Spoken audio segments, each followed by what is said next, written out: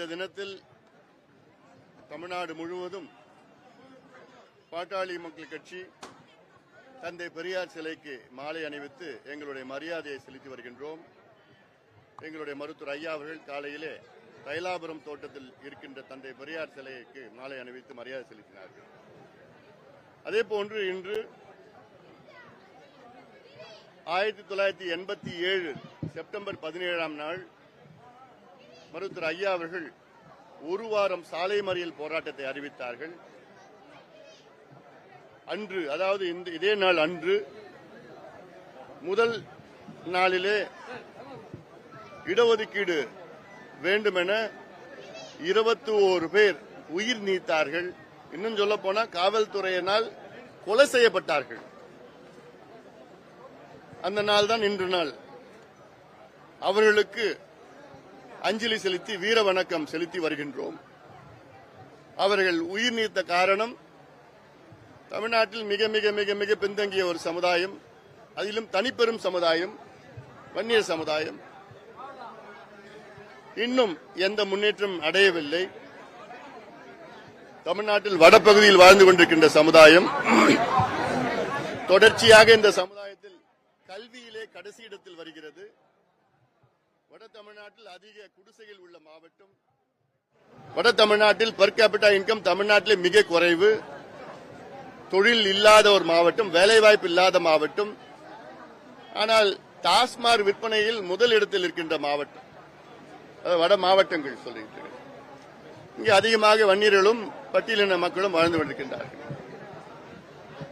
இதை முன்னேற்ற வேண்டும் என்று எத்தனையோ போராட்டங்கள் ஆர்ப்பாட்டங்கள் செய்தோம். ஆனால் ஒன்றும் நடக்கவில்லை.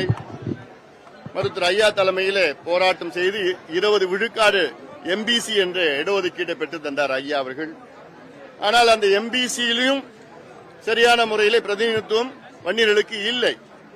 33 ஆண்டுகளுக்கு பிறகு பார்த்தீர்கள் என்றால், நான் சொல்லியிருக்கின்றேன், தமிழ்நாட்டில் 109 உயர் காவல்துறை அதிகாரிகள் இருக்கின்றார்கள். ADGP, DGP, ADGP, IG, DIG 109 பேரில் ஒரே ஒரு வன்னியர் தான் இருக்கின்றார்கள். 53 செயலாளர்கள், துறை செயலாளர்கள் இருக்கின்றார்கள், மூத்த ஐஏஎஸ். அதுல ஒருத்தரோட வன்னியர் கிடையாது. டிஎன்பிஎஸ்சில 14 பேர், அதுல ஒருத்தர் இருந்தார், இப்ப ரிட்டையர் ஆயிட்டாரு. இப்படி ஒவ்வொரு துறையிலையும் பிரதிநிதித்துவம் இல்லை. ஆனால் தமிழ்நாட்டிலே சிங்கிள் லார்ஜஸ்ட் கம்யூனிட்டி வன்னியர்கள். அப்ப என்ன சமூக நீதி கிடைக்குது? என்ன சமூக நீதி இவர்கள் வழங்கியிருக்கின்றார்கள்? முதலமைச்சரை தொடர்ந்து ஜாதிவாரி கணக்கெடுப்பு நடத்துங்க. இது வன்னியர்கள் மட்டுமல்ல, அதே போன்ற எத்தனையோ சமுதாயங்கள் பின்தங்கிய நிலையில் இருக்கிறது. அவருடைய நிலை என்ன என்று கண்டுபிடிங்கள், தெரிந்து கொள்ளுங்கள். உதாரண சலவை தொழிலாளர்கள், முடி திருத்துகின்ற சமுதாயம், மலை கோரவர்கள், மீனவர்கள், முத்திரையர் சமுதாயம், இப்படியெல்லாம் இருக்கின்ற சமுதாயங்கள் பின்தங்கிய நிலையில் இருக்கிறது. அவருடைய நிலையை தெரிந்து கொண்டு பிறகு அவர்களுக்கு நலத்திட்டங்கள், கூடுதல் இடஒதுக்கீடு, நிதி ஒதுக்கீடு, கடன் தேவைகள், இப்படியெல்லாம் செய்ய வேண்டியது ஒரு அரசின் கடமை. அது நல்ல அரசு, நிர்வாக திறமையான அரசினுடைய கடமை. ஆனா அப்படி எதுவுமே நடக்கல.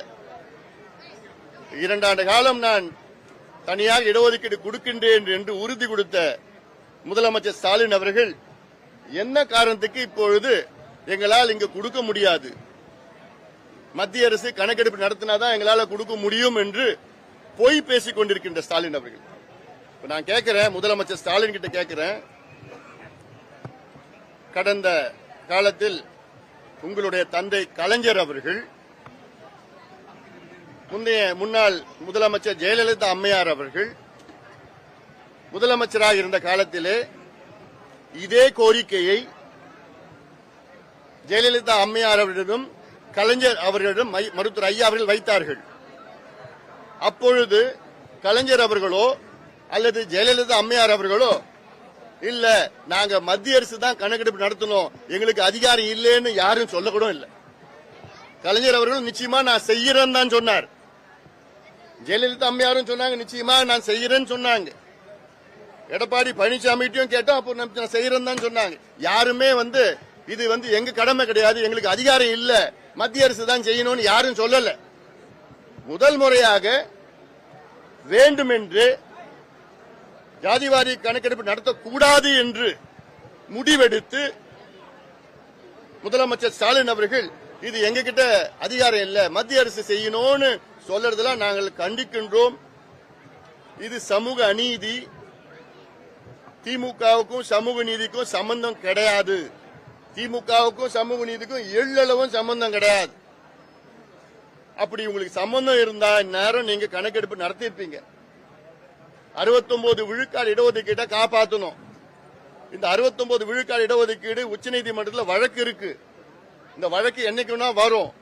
வந்ததுன்னா நீதிபதிகள் அதை ரத்து செய்வாங்க. 69 விழுக்காடு இடஒதுக்கீடு ரத்து செய்வாங்க.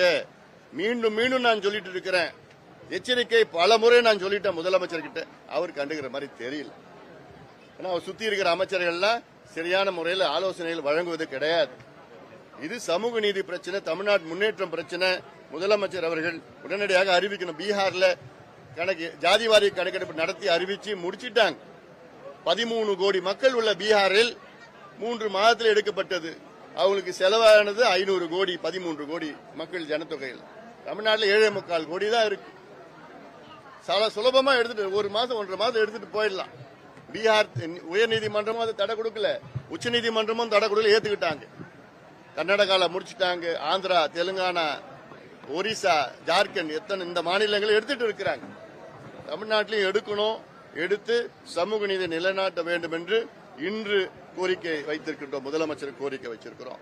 ஆனா செய்வார்களா என்று ஒரு கேள்விக்குறி.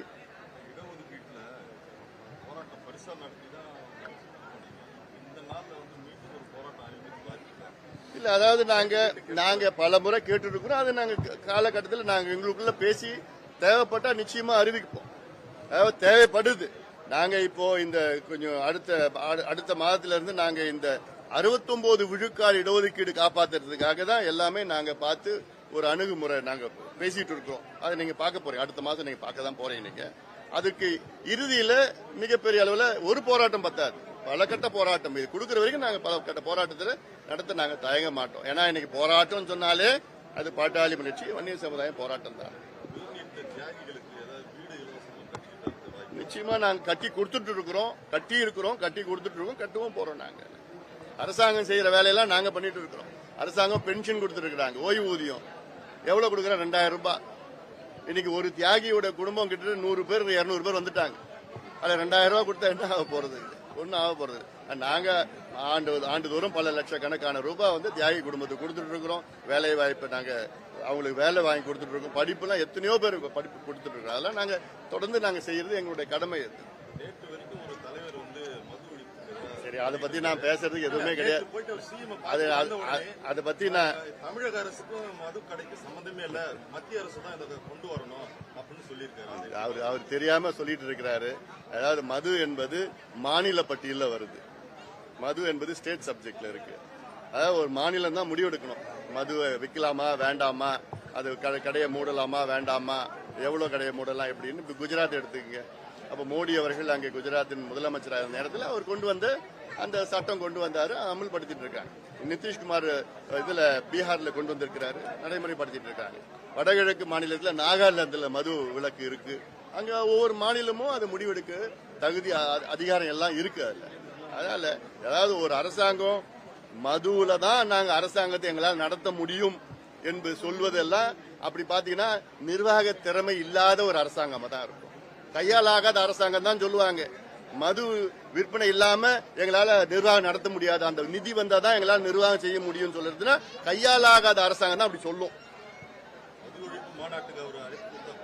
அதை பத்தி எல்லாம் நான் பேசிட்டேன். இன்னைக்கு பேசுறதுக்கு எதுவுமே கிடையாது. இன்னொன்னு, இன்னைக்கு இந்திய பிரதமர் மரியாதைக்குரிய திரு நரேந்திர மோடி அவர்களுடைய பிறந்த நாள். இன்னைக்கு மோடி அவர்களுக்கு பாட்டாளி மக்கள் கட்சி சார்பில் எங்களுடைய இனிய பிறந்தநாள் வாழ்த்துக்களை நாங்கள் அவருக்கு தெரிவிக்கின்ற நேரத்தில் தெரிவிக்கிறோம். ஆளுங்கட்சியில வந்து உங்களுக்கு பங்கு வேணும்னு அவங்க கேட்கறாங்க. உங்களுடைய நிலைப்பாடு எப்படி இருக்கு? 2026 ஆட்சியிலும் பங்கு வேணும், இதுலயும் பங்கு வேணும்னு சொல்லியிருக்காங்க. யார் சொல்லி? 2026 உங்களுடைய கூட்டணியில யார் சொல்லியிருக்கிறார்? திருமாவளவன் நீங்க இந்த கேள்வி நீங்க அவர்கிட்ட போய் கேளுங்க.